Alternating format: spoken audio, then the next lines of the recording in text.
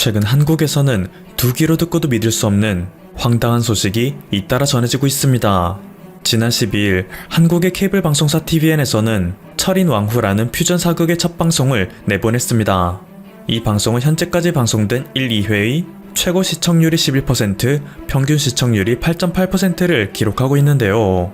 넷플릭스를 통해 전 세계적인 인기를 끌었던 한국의 드라마 이태원 클라스가 첫 회 시청률 5%, 두 번째 회 시청률 8%였던 것을 감안하면 드라마 철인 왕후가 얼마나 주목을 받고 있는지 체감할 수 있습니다. 그만큼 시청자들에게 큰 사랑을 받고 있다는 것일까요? 아닙니다. 이 드라마는 겨우 2회차밖에 방송되지 않았는데 드라마 폐지 청원까지 올라올 정도로 한국인들에게 큰 반향을 일으키고 있습니다. 그 이유는 바로 이 드라마가 한국에서 만들어진 작품이 아닌 중국에서 만들어진 작품을 리메이크한 것이기 때문이죠. 철인 왕후는 중국의 웹드라마 태자미승짓기의 리메이크 작품입니다. 그리고 드라마 태자미승짓기는 소설 화친공주를 원작으로 하는데 이 소설의 작가 선등이 아주 유명한 혐한 중국인입니다. 그의 혐한 사상은 소설 화친공주에도 여실히 드러나는데요.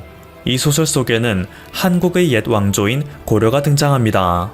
그런데 이 고려는 작중 가장 국력이 약한 중국의 국가인 주나라에게도 철저히 무시당하는 국가로 묘사되죠.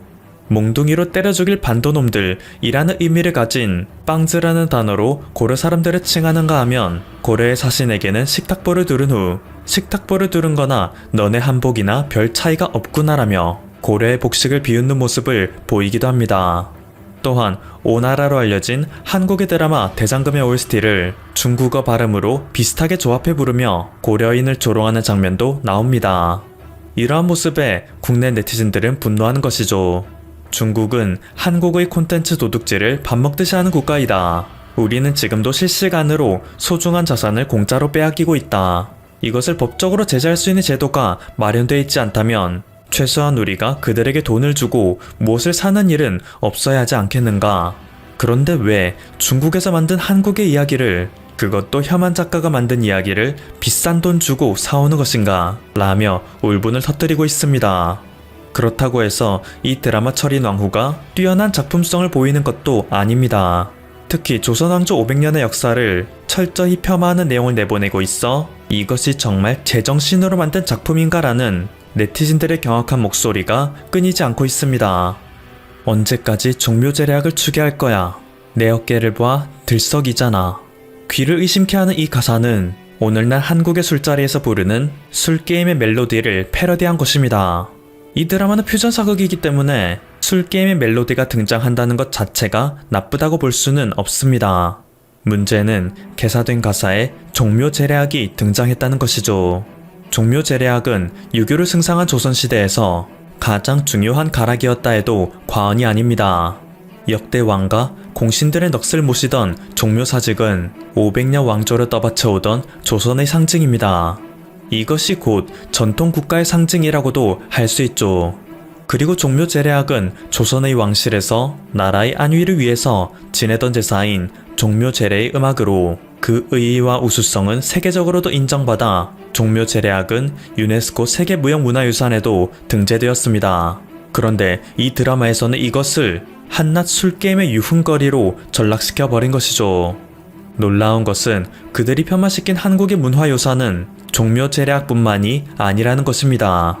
조선 왕조실록도 한낱 찌라시네.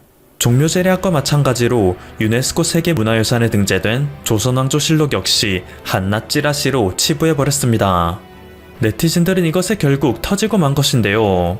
역사적 교훈을 위해 후대에 남기는 서적, 전 세계적으로 유래를 찾을 수 없는 목적으로 500년 동안 지켜내려온 문헌이 조선왕조실록입니다. 사관들이 실록을 편찬하고 왕들은 그것을 보지 못한다. 사관들은 왕의 행적에 대해서 거리낌 없이 비판을 하지만 절대 권력을 가진 왕은 이것에 결코 간섭할 수 없다.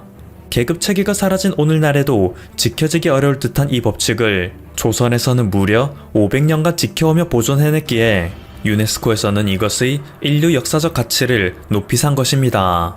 폭군이라 불렸던 연산군조차 선대왕의 사초 일부밖에 보지 못했을 정도로 이 절대적인 규칙은 왕조가 끝나는 순간까지 지켜졌습니다. 심지어 조선왕조실록은 그 보관 방법에서도 그 당시에는 상상하지 못할 정도로 우수함을 보였는데요. 한반도는 오랜 역사 동안 무수한 외세의 침략을 받았기에 문헌이 소실될 가능성이 다분했습니다. 하지만 이를 예방하기 위해 조선이 선택했던 전략이 있었으니 바로 클라우드를 통한 백업 전략이었죠. 오늘날 우리는 데이터의 백업을 위해 우리의 컴퓨터, 스마트폰뿐만 아니라 네이버 클라우드 등의 서버에도 데이터를 저장합니다. 그리고 500년 전 전기도 들어오지 않았던 조선시대의 우리 조상들은 이 클라우드 백업 방식을 진작에 사용하고 있었던 겁니다. 한양, 천주, 전주, 성주 등 전국 4곳에 조선왕조실록을 모두 보관한 것이죠. 실제로 1592년 발생한 임진왜란 때 한양, 청주, 성주의 조선왕조실록은 불에 타 소실되었으나 전주 사고만은 무사하여 실록이 보존될 수 있었습니다. 이는 또다시 복사되어 한양의 춘추관, 그리고 전쟁이 발발하더라도 사람의 발길이 닿기 힘든 태백산, 묘양산, 만이산, 오대산 사고 등에 흩어졌기에 오늘날의 우리는 조선왕조실록 전권을 온전한 상태로 볼 수 있는 것입니다. 오직 후손들에게 역사의 교훈을 남겨주고자 했던 우리 조상의 집념 덕분이라고 할 수 있죠. 실제로 조선과 교류를 많이 했던 중국, 일본 등의 국가는 자국에서 역사적 자료가 부족하거나 새로운 유물이 발견되면 한국에 요청하여 조선 왕조실록과 비교를 하는 게 최우선 작업이라 합니다. 당시의 동아시아 외교, 국제정세, 행정, 기후, 재난, 사건 사고, 심지어 뜬 소문까지 모두 상세하게 기록되어 있기 때문에 해외의 동아시아학자들은 연구하는 도중 자료가 필요할 때마다 조선 왕조실록을 펼쳐봅니다. 우리나라에서 역사소설이나 드라마 등이 무수히 나오고 그 고증이 다른 나라에 비해 훨씬 뛰어난 것 역시 조선왕조실록의 결과물입니다. 현재 조선왕조실록은 인터넷에 무료로 공개되어 누구든지 검색만 한다면 10초 만에 1672년 12월 17일에 무슨 일이 있었는지 알 수 있죠.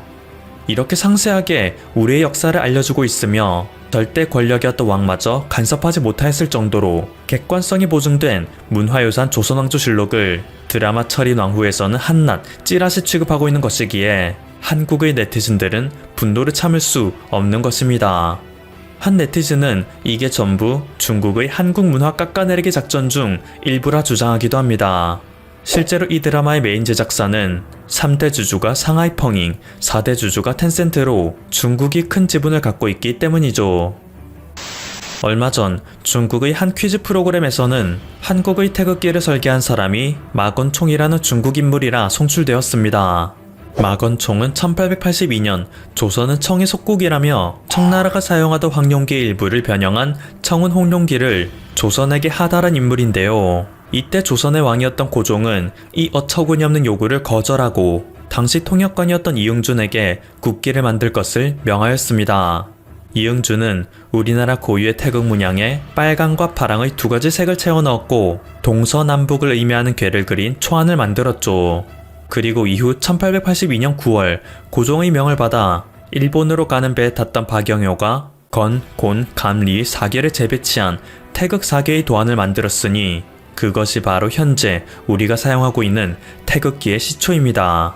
그런데 중국은 최근 이 태극기가 청나라의 마건총이 만들어 조선의 하상국기라는 헛소리를 각종 TV, 뉴스 언론 등을 통해 홍보하고 있는 것입니다. 중국의 도를 넘어선 한국 깎아내리기 작업으로 인해 한국인들의 분노가 참을 수 없는 지경에 이르고 있습니다. 지금까지 퍼플투브였습니다. 여러분의 구독과 좋아요 그리고 알림 설정은 콘텐츠 제작에 큰 힘이 됩니다. 감사합니다. 안녕하세요. 이슈트래커입니다. 중국은 매번 대국에 대한 열망이 큰 나라였습니다. 뭐만 하면 대국은 말이야, 우리가 대국인데 등등 말을 하곤 하죠. 하지만 그에 비해 그들이 국제사회에 보여준 모습은 다른 세상에 사는 사람들 같은 모습을 매우 많이 보여주곤 했죠. 그러다 보니 성장하면 성장할수록 다른 나라보다 본인들이 우월하다는 생각을 억지로라도 가지는 모습, 즉 정신승리를 보여주는 모습이 많았고 때에 따라서는 상식에 어긋나는 억지스러운 행동도 서슴지 않았습니다. 그런 그들에게 한국의 국제적인 위상은 부러우면서도 한편으로는 시기의 대상이 되기도 했죠. 이런 상황에서 최근 한국에서 크게 관심을 모은 것이 있습니다. 바로 중국에서 옛날부터 원래 자신들이 원조라고 주장하는 많은 것들이 있는데요. 그것들에 한국이 타겟이 되고 있는 것이었습니다. 한복, 김치, 판소리, 상추쌈, 강강술래, 씨름, 아리랑 등 최근 짧은 기간 동안 이 많은 것들을 자신들의 것이라고 주장하고 있던 것이었습니다. 문제는 이것을 넘어 한국의 손흥민 선수까지 중국인이었다는 잘 설득하기 힘든 말을 내뱉고 있어서 문제가 되고 있습니다. 먼저 최근 가장 큰 문제는 한복이죠. 그들은 한복을 한푸라고 부릅니다. 지금 SNS나 해외 유명 커뮤니티들의 엄청난 집계에 따르면 한복은 한푸다라고 주장하는 글들이 올라오고 있습니다. 또한 한국 드라마에서 자주 등장하던 장면인 중국 사신의 말에 아무 대꾸도 못하고 있거나 왕조차도 쩔쩔매는 장면들을 올리며 한복도 중국이 건네준 것이다. 군신 관계를 봐도 한복이 한국 것일 리가 없다며 당당히 주장하고 있었습니다. 심지어 중국에서 인플루언서를 일컫는 많은 왕홍들이 말도 안 되는 주장들에 힘을 싣고 있는 상황이라 속는 외국인들이 증가하지 않을까 우려되는 상황입니다. 물론 K-팝이나 한국 문화를 좋아하는 외국인은 그런 말도 안 되는 주장들에 속지 않지만 문제는 한국을 잘 모르거나 지금까지 큰 관심이 없던 사람들은 이런 중국인들의 반응에 노출되면서 실제로 한복을 보고 바로 한복이라는 단어보다 한푸라는 단어를 떠올리는 이상한 상황도 벌어지고 있습니다. 그리고 이 상황에서 해외 커뮤니티에서 중국인과 더불어 일본인의 합작이 벌어지고 있어 아주 난해한 상황인데요. 그런데 사실 최근에서야 이 문제에 대해서 한국에서 이슈가 되고 관심을 받고 있지만 이미 옛날부터 중국에서는 이런 이상한 일들이 계속 벌어지고 있었습니다. 한국뿐만 아니라 한국을 포함한 주변국들의 전통 고유 문화를 내 것이라고 주장하는 것은 이미 여러 번 있었지만 유독 한국의 것에는 특별하게 더 많은 주장을 하고 있었죠. 이유는 간단합니다. 가지고 싶을 정도로 대단하기 때문이죠. 이것은 중국 정부가 중국 인민들에게 주입하고 있는 동북공정과 관련이 있습니다. 2007년에 마무리된 동북공정은 중국 동부 지역의 역사와 문화가 현재 중화인민공화국의 역사에 귀속된다는 영토 주권론에 입각하여 추진됐죠. 그러나 전통시대의 중국이 단일한 공간이 아니었다는 점에서 현재 중화인민공화국과 동일시하는 역사관은 근본적으로 문제가 있습니다. 특히 고구려사가 곧 중국사라는 중국의 역사 왜곡은 한국의 반발을 야기하겠죠. 기본적으로 동북공정은 중국 영토에 남은 한국 고대사의 흔적을 토대로 진행합니다. 즉, 중국 영토에서 파생된 모든 역사와 문화는 중국의 것이라는 프레임을 씌운 것이죠. 여기서 중국은 한복을 비롯한 아리랑, 판소리, 심지어 상추쌈까지 당당하게 자국의 문화라고 주장하고 있는 것입니다. 특히 본인들 것이라 우기지 않고 그냥 대놓고 따라한 뒤 변명도 하지 않는 경우도 많습니다. 이미 10년 전부터 지금까지 계속해서 중국이 대놓고 따라하는 것이 있습니다. 바로 TV, 예능 프로그램이죠. 특히 수많은 예능들을 따라하고 있으며 약간의 수정도 없이 100% 똑같이 따라한 플랫폼을 방송하는 경우는 지금도 벌어지고 있습니다. 이 상황이 얼마나 심각한지 한국의 유명한 PD 한 명은 우리 방송 플랫폼 비싸지 않다. 구매하면 디테일한 것까지 알려주겠다 라고 말하기도 했죠. 하지만 대국이 하는 일에 뭔 참견이냐며 돈이 될 만한 것은 무조건 따라하는 중국이기에 이런 것에 연연하지 않습니다. 그리고 옛날이나 지금이나 따라한 프로그램은 방영되고 있습니다. 문제는 이것이 한국인들의 자존심을 건드리고 있다는 것입니다. 최근 중국의 최대 포털 사이트 중 하나인 신화닷컴에는 손흥민 선수의 최근 활약을 칭찬하는 기사가 게재되었습니다. 그런데 기사 댓글 중에 손흥민은 원래 중국인이었다는 댓글들이 속속 보이고 있었습니다. 이게 과연 무슨 말인지 살펴보겠습니다. 손흥민은 중국인이었다. 손흥민의 가계도를 분석하니 그가 순수 중국인이었다는 것이 밝혀졌다. 등의 댓글들이 등장하기 시작했습니다. 그런데 이 댓글들에 중국인들은 맞다라는 분위기로 응대하고 있어서 충격을 주고 있었습니다. 중국이 이제 도를 넘어서 손흥민 선수마저 중국인이라고 우기기 시작한 것입니다. 현재 한국 국적을 가지고 있는 한국인을 두고 뻔뻔한 행동을 보이고 있는 것이죠. 이는 손흥민 선수의 활약과도 연관이 있습니다. 최근 중국 매체들에는 손흥민 선수의 활약을 칭찬하는 기사가 매주 게재되고 있습니다.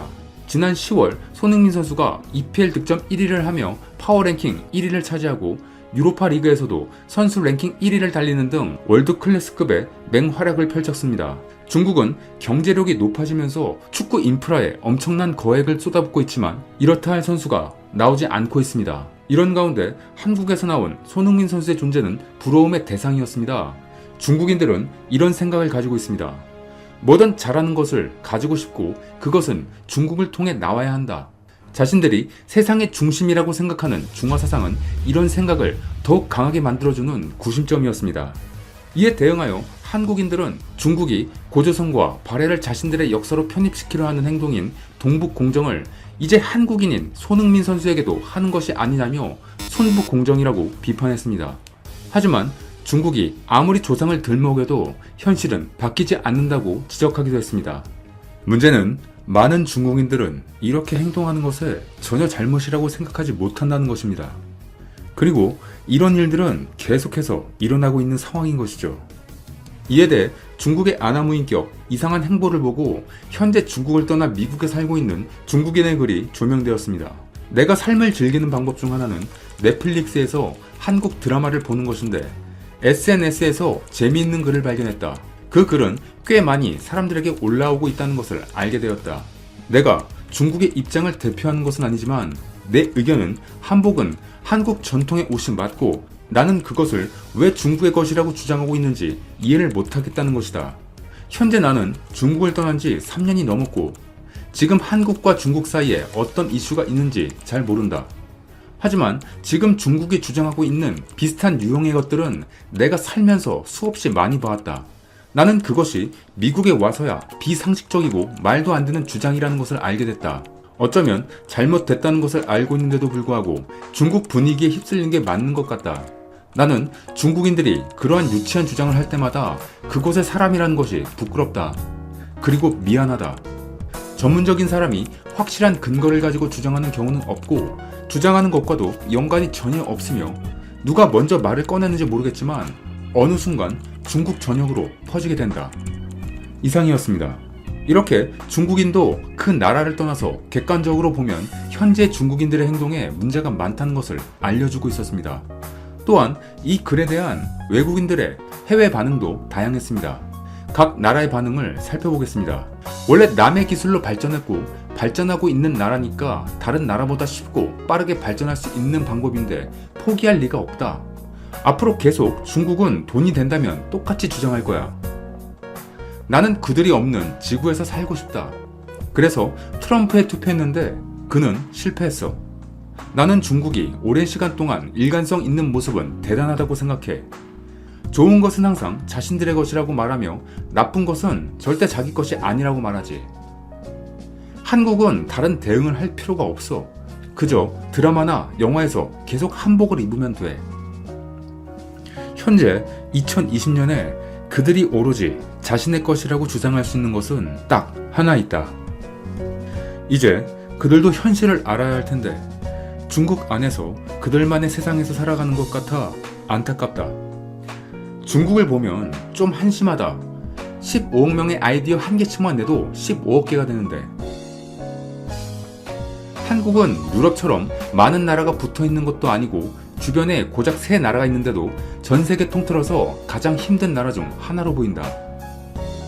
이상 몇 가지 해외 반응을 간추려봤습니다. 앞에 댓글에서도 말했듯이 중국인들은 좋은 것이라면 타 국가의 문화나 자산이라도 논리에 관계없이 자신들의 것이라고 주장하고 있지만 정작 전 세계 사람들이 인정하고 현재 전 세계를 위험에 빠뜨린 그 질병에 대해서는 본인들 것이 아니라고 하고 있죠. 앞으로 그들의 행보에 대비해 한국은 좀 더 치밀하고 강하게 대처하지 않으면 안 될 것입니다. 한국의 대응을 지켜보겠습니다. 이상 이슈트래커였습니다. 끝까지 영상을 시청해주셔서 정말 감사드립니다. 더 좋은 영상으로 찾아뵙겠습니다. 감사합니다.